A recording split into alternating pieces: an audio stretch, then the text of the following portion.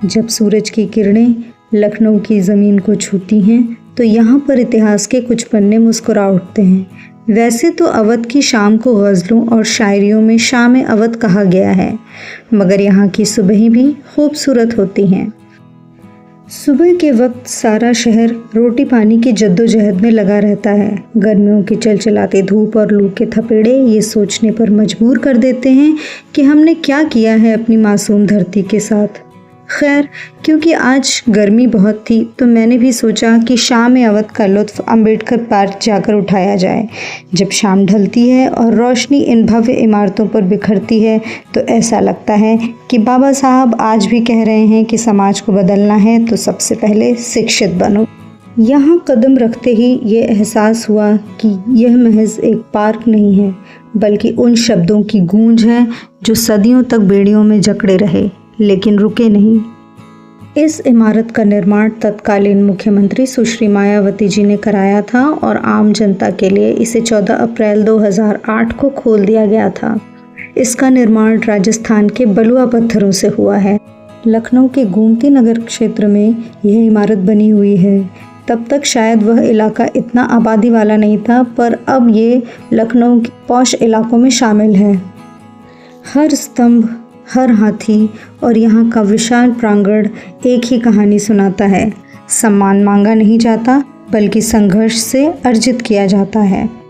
इस पार्क को बाबा साहेब डॉक्टर भीमराव अंबेडकर सामाजिक परिवर्तन स्थल के नाम से भी जाना जाता है। प्रांगण में लगी हुई बाबा साहेब की विशाल प्रतिमा ये बताती है कि गांव के स्कूल से लेकर कोलंबिया यूनिवर्सिटी और लंदन स्कूल ऑफ इकोनॉमिक्स तक केवल अपनी प्रतिभा से पहुंचा जाता है। उसमें जाति या धर्म का कोई लेना देना नहीं होता। बाबा साहेब के विशाल दृष्टिकोण का परिणाम है भारतीय संविधान, जो कहता है हर नागरिक की गरिमा सबसे ऊपर है। पार्क की विशाल सीढ़ियाँ ये कहती हैं कि रुकना नहीं है, मुश्किलें जो भी हों।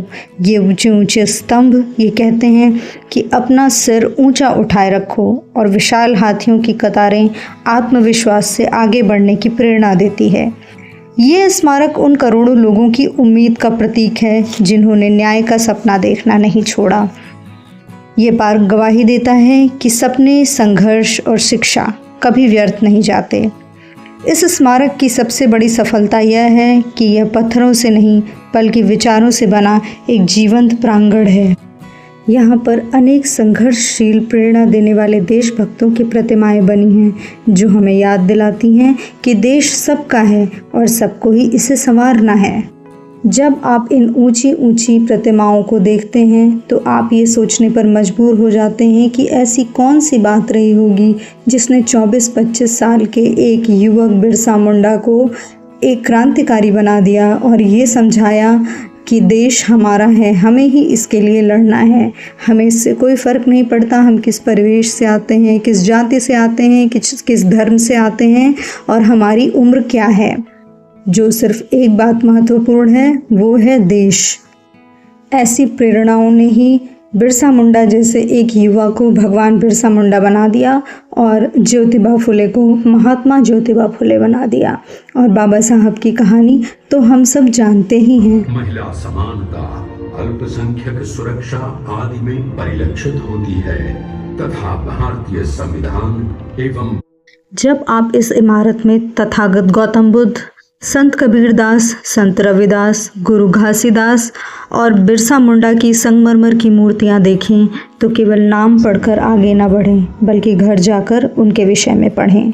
अपने बच्चों को उनकी प्रेरणादायक कहानियां सुनाएं कि कैसे जिन्हें तत्कालीन समाज में साथ उठने बैठने का भी अधिकार नहीं था, उन्होंने अपने आत्मविश्वास के आगे समाज को घुटने टेकने पर मजबूर कर दिया। मैं आज जब यहाँ से जाऊंगी तो विचारों और कहानियों की एक मोटी सी पोटली साथ लेकर जाऊंगी और कहीं बैठकर ये ज़रूर सोचूंगी कि क्या कोई साधारण सा मनुष्य अपने को इतना तराश सकता है कि बाबा साहब बन सके। क्या फिर कोई बाबा साहब जैसा हो सकता है? आपको क्या लगता है, क्या ऐसा संभव है? आप अपने विचार मेरे साथ कमेंट बॉक्स में ज़रूर साझा करें। तब तक के लिए शुभ रात्रि, शब्बा खैर। मिलते हैं ऐसी फिर किसी नई जगह और नई बातों के साथ।